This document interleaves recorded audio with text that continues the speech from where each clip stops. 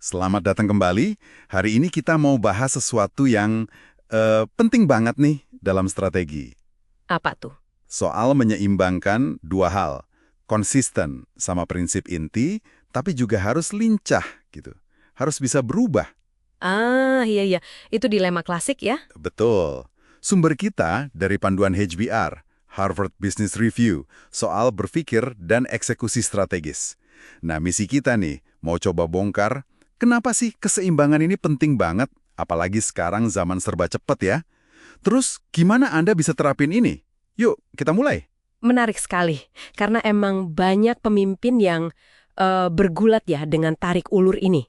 Kalau terlalu kaku, wah bahaya. Tapi kalau gonta-ganti arah terus juga timnya bingung, pasar bingung. Nah, iya kan. Jadi gimana nemuin tengahnya gitu ya? Betul. Kuncinya di eksekusi prinsip inti, tapi tetap terbuka buat penyesuaian. Oke, kita mulai dari sisi kakunya dulu deh. Dulu kan mungkin mikirnya strategi itu ya rencana jangka panjang, saklek gitu. Tapi kalau kita pegang terus asumsi lama di dunia yang kayak sekarang ini, bahayanya apa sih? HBR ngingetin loh, komitmen jangka panjang itu bisa bikin kita buta. Betul sekali. Konsistensi itu emang ngasih stabilitas, ya. Tapi pas lingkungan berubah, dan perubahannya kan cepet banget sekarang. Iya, cepet banget. Nah, konsistensi itu malah bisa jadi bumerang. Kita jadi kejebak sama cara lama yang dulu mungkin berhasil, tapi sekarang malah, ya ampun, kontraproduktif. Ada data menarik loh di sumber ini, analisis dari American Enterprise Institute. Itu nunjukin perputaran di daftar Fortune 500 itu sampai 88%. Wow, 88%. Gede banget itu ya. Iya, itu nunjukin betapa masifnya perubahan. Jadi kalau kita tetap kekeh sama resep lama, ya bahaya. Itu bener-bener pengingat keras ya kalau sukses kemarin tuh nggak jamin, besok malah bisa bikin kita kaku kalau nggak hati-hati. Tepat, itu resiko rigiditas namanya. Oke. Jadi jelas ya, kita butuh adaptasi, butuh lincah, atau agility. Nah, agility strategis ini wujudnya gimana sih di lapangan? Sumber kita nyebut ada gaya adaptif sama pembentukan atau shaping. Intinya sih kita mesti sadar kalau lingkungan ini seringkali nggak bisa ditebak. Udah nggak bisa sepenuhnya diprediksi. Jadi keunggulan kompetitif itu datangnya bukan cuma dari posisi kuat aja, tapi lebih ke kemampuan ngebaca sinyal perubahan. Harus lebih cepat dari pesaing. Oh, jadi kayak deteksi dini gitu ya? Iya, bisa dibilang gitu.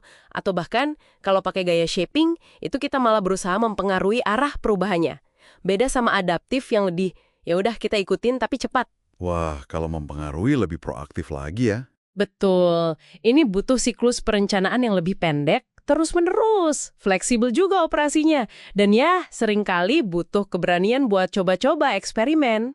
Jadi bukan lagi satu rencana gede buat 5 tahun ke depan gitu ya.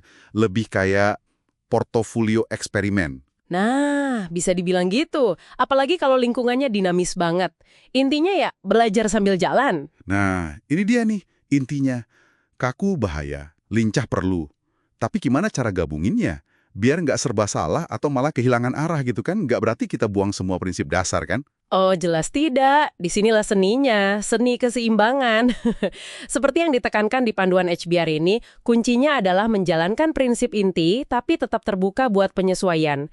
Jadi kita belajar dari eksekusi sehari-hari. Oke, prinsip inti tetap jalan, tapi siap adjust gitu ya? Iya, strategi itu jadi kayak hipotesis hidup. Hipotesis hidup.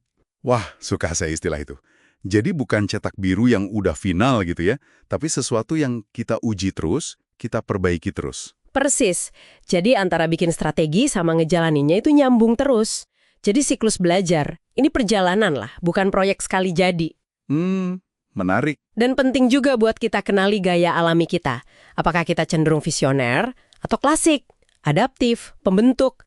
Nah, dari situ kita bisa belajar secara sadar, melatih skill dari gaya lain. Biar seimbang. Oke. Terus, buat Anda yang denger ini, artinya apa sih ini secara praktis? Gimana cara terapin keseimbangan ini di kerjaan sehari-hari? Ini kan bukan cuma buat level bos-bos aja ya. Katanya HBR, kemampuan ini penting banget loh buat karir. Banget. Relevan di semua level kok. Coba deh, Anda sama tim refleksi bareng. Kita ini cuma sibuk jalanin rencana aja, atau kita juga aktif belajar sambil jalan? Pertanyaan bagus tuh. Ada nggak sih mekanisme buat rutin nantang asumsi-asumsi lama kita? Kita proaktif nggak nyari sinyal-sinyal perubahan dari pelanggan, dari kompetitor, teknologi baru? Salah satu jebakan paling gede itu yaitu tadi, ngeremehin status quo. Jadi intinya kita pegang tujuan jangka panjangnya, tapi setirnya harus cukup lentur gitu ya. Buat manuver kalau ada lubang, atau bahkan ambil jalan lain kalau emang perlu. Nah, pas banget rangkumannya. Itu dia inti kepemimpinan strategis modern.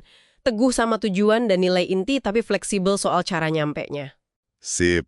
Jadi kesimpulan utamanya nih, strategi yang efektif di zaman sekarang itu bukan milih kaku atau fleksibel, tapi lebih kayak tarian dinamis ya, antara konsisten di hal inti sama lincah beradaptasi. Jalankan prinsip Anda, tapi selalu siap belajar dan berubah. Iya, betul. Dan ini mungkin memunculkan pertanyaan penting nih buat Anda renungkan.